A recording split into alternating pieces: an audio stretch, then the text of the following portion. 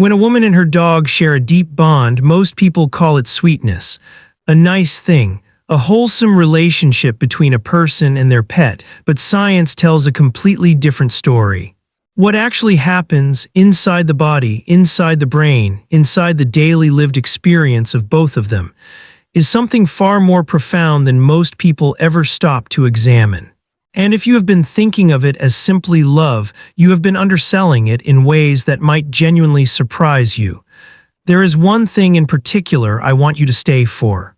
Because what happens at the neurological level between a bonded woman and her dog is something researchers did not expect to find. And when we get there, it will change how you see everything that came before it.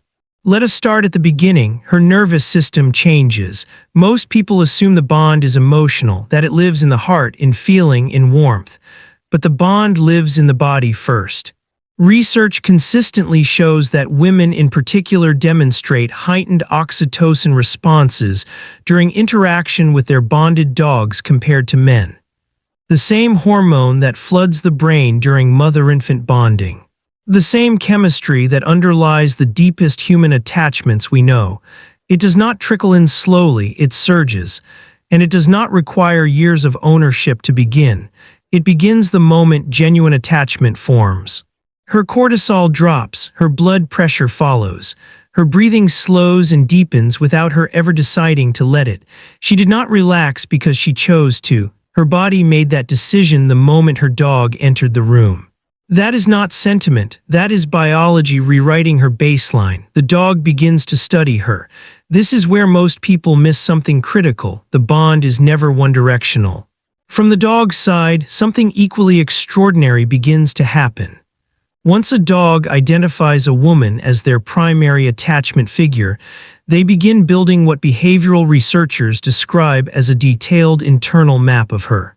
Her scent profile, her micro-expressions, the specific rhythm of her breathing when she is at rest versus when something is wrong. Your dog does not just know you. They have been constructing a model of you, data point by data point, every day since they recognized you as their person. And that model becomes extraordinarily precise. Studies have demonstrated that dogs can detect changes in human cortisol levels through scent alone. Long before a woman consciously registers that she is anxious or unwell, her dog already knows. The map told them, and what a bonded dog does with that information is the part that tends to stop people completely. They move toward her, not away, toward. She becomes safer in her own body. There is a particular kind of loneliness that is very difficult to name. The kind that does not come from being isolated from people, but from feeling unseen by them, unread. Like the interior of your experience is happening somewhere no one else can access. Women who form deep bonds with their dogs consistently report something that research has begun to quantify: a reduction in that particular loneliness. Because a bonded dog is never not reading her, every shift in her posture, every change in the weight of her silence, every moment where something is slightly off, even when she has told no one, shown nothing, said everything is fine. Her dog felt it before the sentence was finished. There is a specific kind of safety that comes from being genuinely known, not performed for, not managed, just known. And for many women, their dog is the relationship in which they experience that most completely. That safety does not stay emotional, it becomes physiological. Her body learns that in the presence of this animal she does not need to brace. She does not need to monitor herself, she can fully arrive. And a nervous system that is allowed to fully arrive night after night begins to heal in ways that compound quietly over time. Her dog rewires around her rhythm.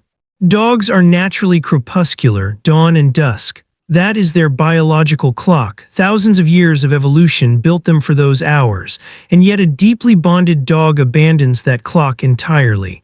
They sleep when she sleeps. They stir when she stirs.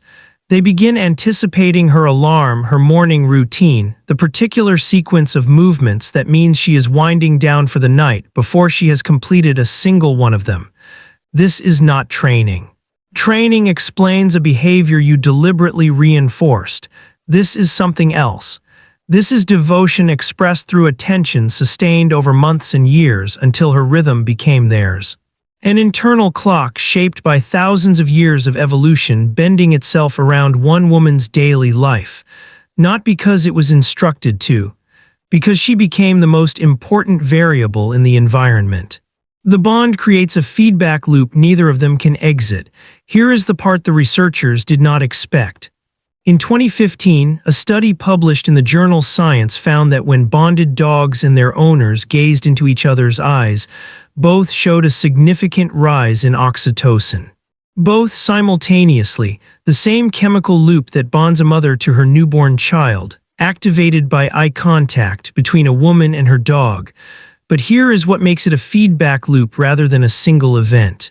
The oxytocin released in the dog during that gaze makes them seek more connection, more eye contact, more closeness, which triggers another oxytocin release in her, which makes her respond with more warmth, which the dog reads and responds to, round and round, deepening with every cycle. This is why the bond does not plateau, why women who have had their dog for 8 years will tell you that the relationship feels richer now than it did in year 2. Because neurochemically, it has been building the entire time. Every gaze, every quiet evening, every moment of being known, all of it deposited into a bond that science now understands is not figurative, it is structural. It is happening inside both of them simultaneously. She becomes someone her dog shaped. This is the part that tends to arrive quietly, usually years in, and then feels suddenly obvious. She is more patient than she used to be. More attuned to nonverbal communication, more comfortable with silence, more present physically in her own life because she has spent years with a creature who only ever exists in the present moment. Her dog never modeled this for her deliberately, they simply lived it, every single day. And she absorbed it the way we absorb everything from the relationships that matter most, slowly, without noticing. Until one day she realizes she is different, kinder to herself on hard days, quicker to notice when someone around her is struggling, less afraid of being still. The research on this is still catching up to what bonded women have quietly known for a long time. That the relationship changed them, that they are not the same person they were before this animal chose them. And that most of what changed was an improvement they did not engineer and cannot fully explain. When the bond breaks, both of them grieve. A dog who loses their primary attachment figure does not move on in the way we sometimes hope they will. They search. They return to the places she used to be. They carry her scent in the way they carry everything that matters to them, close and constant. Studies tracking dogs after losing their bonded owner show behavioral changes that mirror human grief with an accuracy that is difficult to sit with comfortably. And she grieves too in ways that our culture does not always make adequate room for. Because we have underdescribed what the relationship was, we called it a pet, we called it sweetness, we called it a nice thing. But what she lost was a nervous system that regulated hers, a presence that knew her without being told, a relationship that rewired her brain, reshaped her daily rhythm, and deposited something into her sense of self that does not simply disappear when the dog does. Grief proportional to bond is not weakness, it is accuracy. What happens when a woman and her dog form an unbreakable bond is not a soft story. It is a biological event, a neurological loop. A mutual reshaping that leaves both of them permanently altered. It is one of the most sophisticated interspecies relationships on Earth. And it has been sitting quietly in living rooms and on evening walks and in the simple act of a dog pressing close in the dark, waiting for someone to describe it properly. Now you know what it actually is. If this gave you something, hit like, leave a comment telling us what landed hardest, and subscribe. Because every video on this channel starts with a question most people have never thought to ask. And then we go find the real answer.